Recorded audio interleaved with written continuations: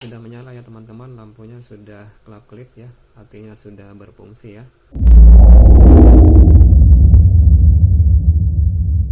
Oke guys, kembali lagi bersama saya ya di channel ini. Kali ini kita akan membuat lampu flip-flop ya dari bekas lampu LHE ya. Oke, ini kita buka dulu ya, seperti ini.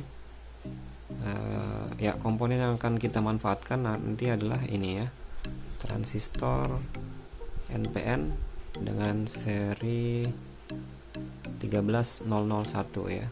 Oke, yang ini ya, sama yang ini. Oke, ada dua buah transistor. Nah ini ya, yang ini ya, transistor NPN 13001 ya.